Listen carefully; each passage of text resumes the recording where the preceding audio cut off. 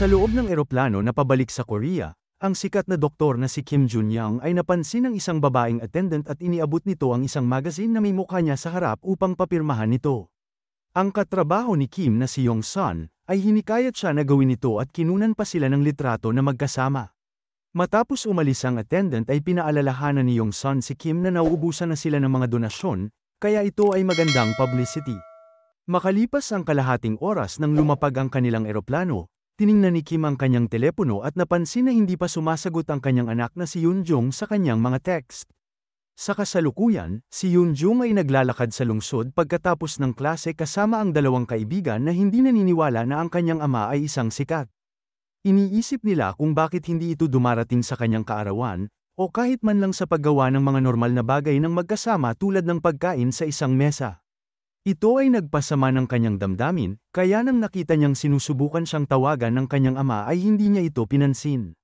Pagbalik sa airport, masama ang loob ni Yong-sun dahil iginiit ni Kim na maging mapagpakumbaba at huwag samantalahin ang kanyang katanyagan. Tinanggihan niya ang mga business class ticket na inaalok sa kanya ng UN, at ngayon ay tumanggi siyang lumabas sa VIP gate. Sa kanilang paglabas sa pamamagitan ng regular na gate, narinig nila ang isang ina na humihingi ng tulong para sa kanyang anak kaya si Kim ay hindi nag-atubiling pinuntahan sila. Sa loob lamang ng ilang segundo ay nailigtas niya ang bata sa pamamagitan ng pagtulong sa kanya na ilabas ang candy na nakabara sa kanyang lalamunan. Hindi na siya nagpakuha pa ng mga larawan at sa halip ay nagmadaling lumabas habang sinusubukan na tawagan muli ang kanyang anak na hindi sumasagot. Nagiging desperado na siya kaya tinulungan siya ni Yong-sun sa pamamagitan ng pagbibigay sa kanya ng isang bag ng tsokolate at candy para iregalo niya kay Yoon-jung bago hiniling sa kanya na ayusin ang problema sa kanyang anak at sa kanilang negosyo. Naguluhan si Kim sa pahayag na ito hanggang sa makita niya ang naghihintay sa kanila sa gate, isang grupo ng mga reporter. Nag-organisa si Yong-sun ng isang maliit na press conference nang hindi sinasabi sa kanya dahil alam niyang tatanggi ito. Ang airport ay nagbigay sa kanya ng isang maliit na espasyo kung saan maaari siyang makipag-usap sa mga reporter tungkol sa kanyang trabaho sa UN sa huling 3 taon. Ang balita ng kanyang pagdating ay lumabas sa karamihan ng mga channel, kahit na ang kasalukuyang TV na nasa arcade na pinuntahan ni Yoon-jung at ng kanyang mga kaibigan. Ngayon ay naniniwala na sila na sikat ang kanyang ama at natutuwa siyang ipinagmamalaki ang kanyang ama, hanggang sa banggitin ni Kim na ang pagkakaroon ng sakit ng kanyang anak ng 3 taon noong nakaraan, ang naging inspirasyon niya upang gumawa ng voluntaryong trabaho.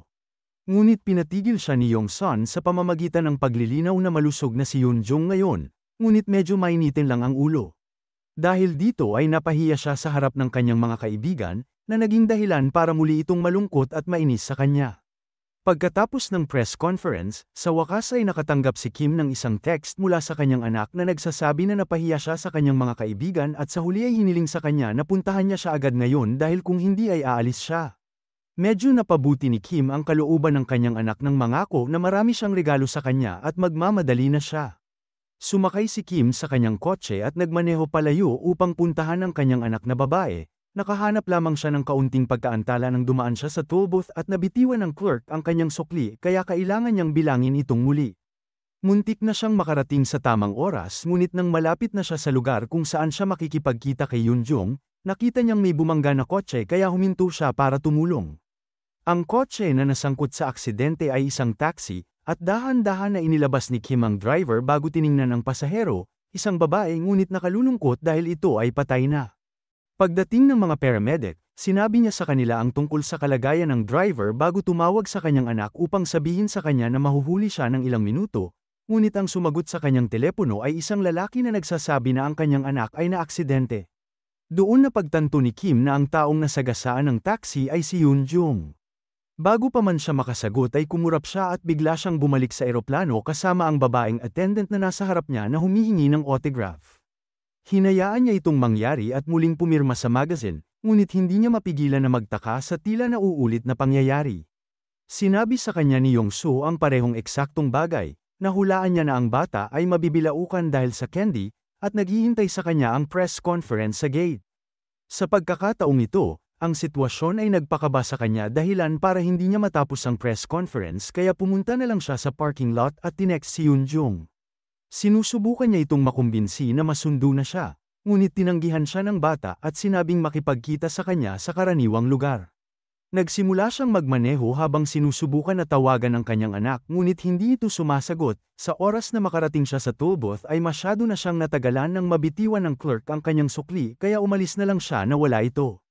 Nakalulungkot dahil sa oras na makarating siya sa pinangyarihan ng aksidente ay huli na siya, patay na si Yoon Jung. Nang napaluhod si Kim sa harapan niya, muling nag-umpisa ang araw.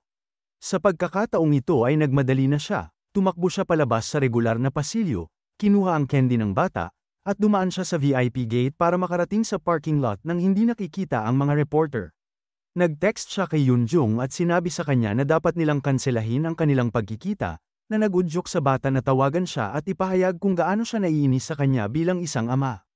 Sinabi niya sa kanya na hihintayin niya siya hanggang sa dumating siya bago ibinaba ang tawag, kaya nag-alala muli si Kim at pinaandar ang kanyang sasakyan sa pamamagitan ng paglabag sa mga limitasyon ng bilis. Dumaan pa siya sa toll booth nang hindi man lang nagbabayad. Sa kanyang pagmamadali ay dumaan siya sa isang one-way na kalye at natigil sa harap ng isang kotse na nagmula sa kabilang direksyon, at sa oras na makarating na siya ay huli na naman siya. Muling bumalik sa umpisa ang araw at sa pagkakataong ito ay umalis si Kim sa airport na nagmamaneho na parang baliw. Ngayon ay alam na niya na dapat siyang umiwas sa one-way na kalye, ngunit sa huli ay bumangga siya sa isang eskinita at kinailangang maglakad patungo sa pinangyarihan ng aksidente. Kaya huli na naman siya. Sa susunod na pagsisimula ng araw, dahil walang kabuluhan ng pagsisikap na makipag-usap sa kanyang anak, kinuha ni Kim ang telepono ng driver ng taxi upang alamin ang kanyang numero. Nang muling magsimula ang araw ay tinawagan niya ang driver upang bigyan ito ng babala tungkol sa aksidente, ngunit binabaan lang siya ng lalaki. Sa pagkakataong ito nang nagmamadali siyang lumabas ng airport, dumaan siya sa ilang hindi pa natapos na mga kalsada at nakarating sa pinangyarihan ilang minuto bago mangyari ang aksidente. Ngunit ang lahat ng ito ay nagpapahintulot lang sa kanya na makita ang eksaktong sandali na ang kanyang anak na babae ay mabangga ng taxi. Si Kim ay umiyak sa harap ng katawan ng kanyang anak, ngunit bigla siyang sinunggaban ng isang lalaki na nagsasabi sa kanya na araw-araw ay pareho maliban lang sa kanya. Ang lalaking ito ay si Lee Min-chul, isa sa mga paramedic na nakausap niya nang mangyari ang aksidente sa unang pagkakataon. Habang sinusuri ng kanyang katrabaho ang driver, si Lee Min ay tiningnan ang loob ng taxi at nalaman na ang patay na babae sa loob ay ang kanyang asawa na si Mi Kyung at bago pa man siya makakilos ay nag-reset na rin ang araw para sa kanya. Sinubukan niyang tawagan ang kanyang asawa ngunit hindi nito sinasagot ang telepono. Kaya pagkatapos ng ilang reset na sinusubukan niyang makarating sa pinangyarihan ng aksidente at paulit-ulit na nabibigo. Sinimulan niyang gamitin ang kanyang oras para hanapin ang kanyang asawa ngunit hindi din alam ng mga kaibigan niya kung nasaan siya. Gayunpaman ay napansin niya na sa bawat pagsisimula ng araw ay iba-iba ang ginagawa ni Kim, at ang pagkakataong ito ang unang pagkakataon na nakalapit siya sa kanya bago matapos ang araw.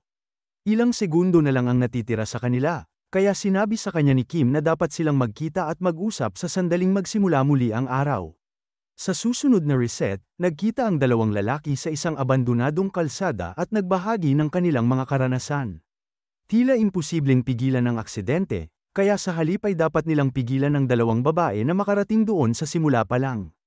Hinayaan nilang magsimula muli ang araw at sa pagkakataong ito, pumunta si Kim sa press conference upang gamitin ito bilang paraan para makausap si Yoon Jung dahil hindi niya sinasagot ang kanyang tawag.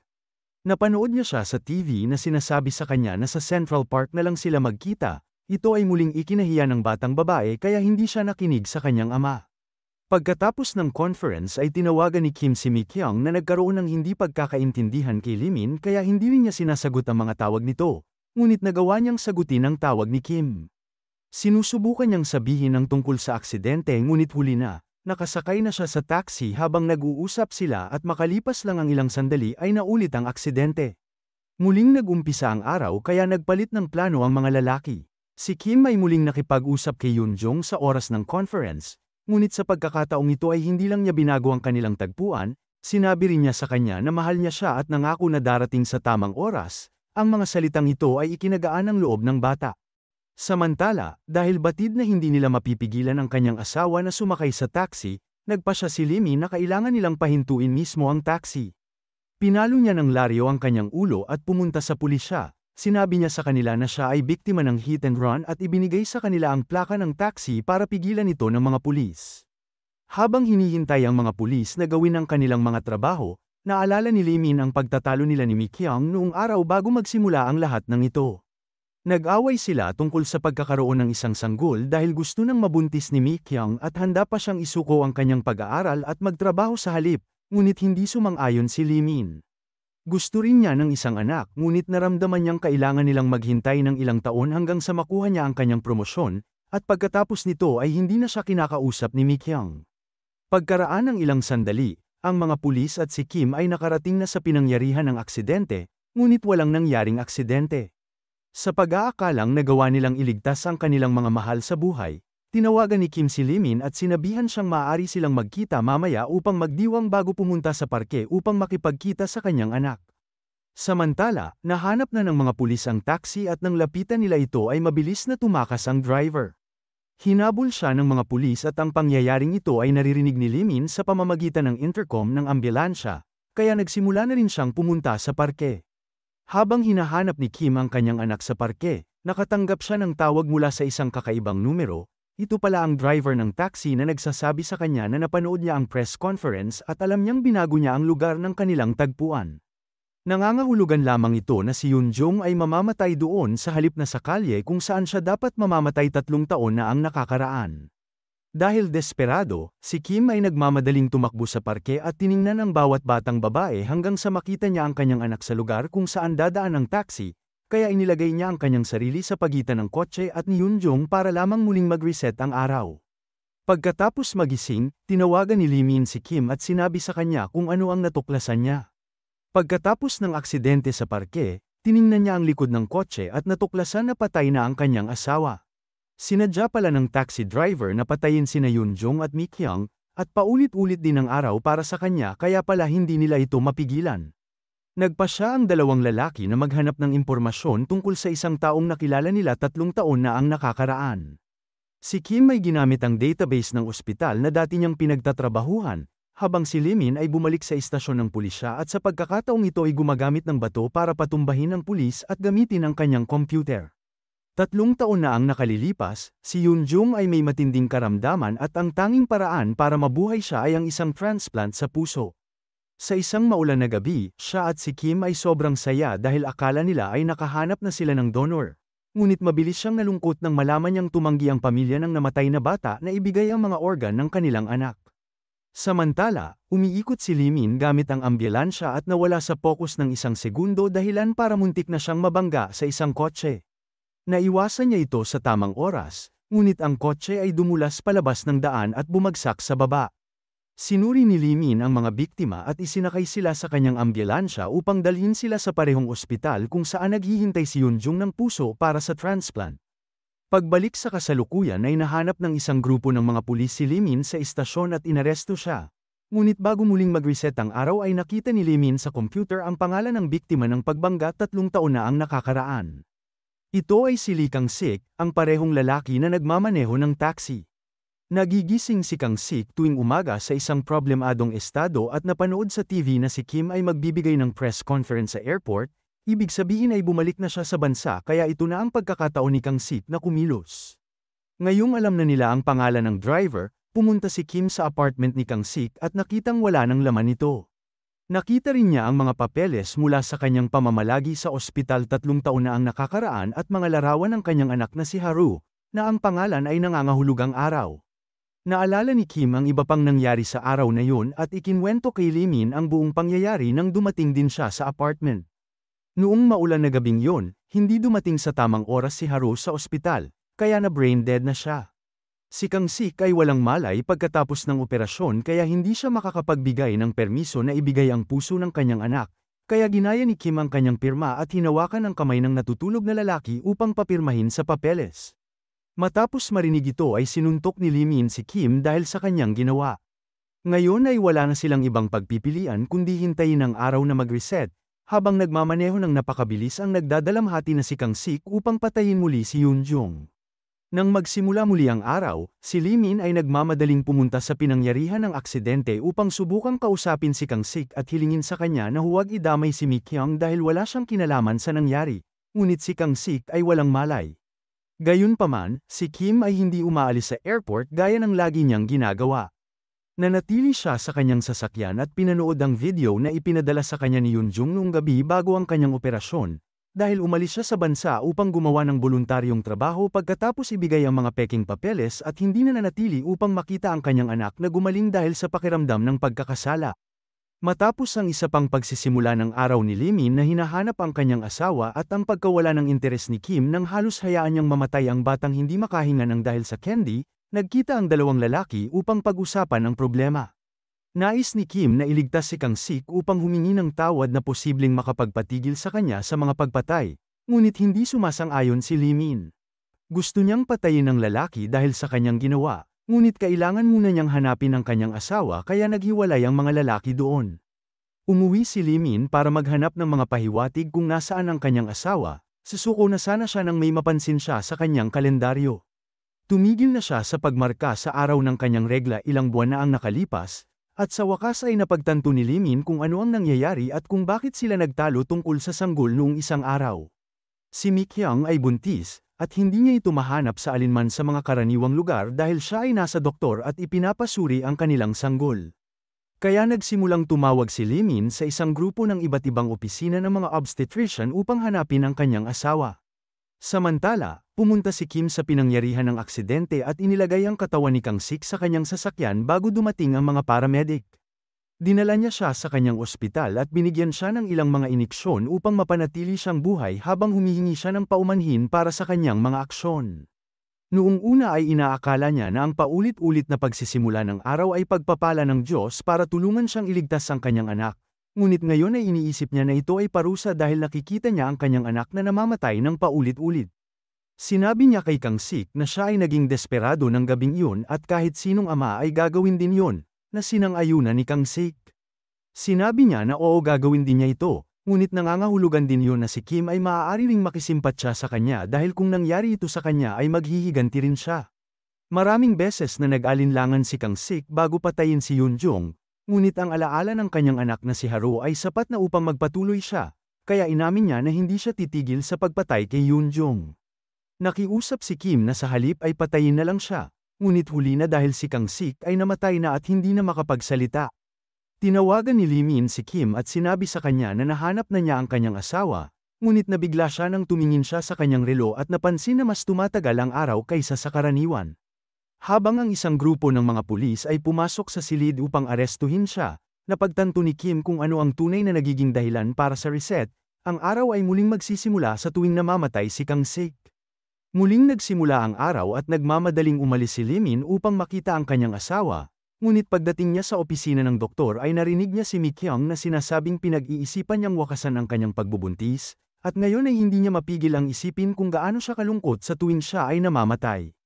Tinawagan niya si Kim upang sabihin ito sa kanya at hindi pinansin ang kanyang mga babala nang sumumpa siya na papatayin niya si Kang Sik bago ibinaba ang tawag.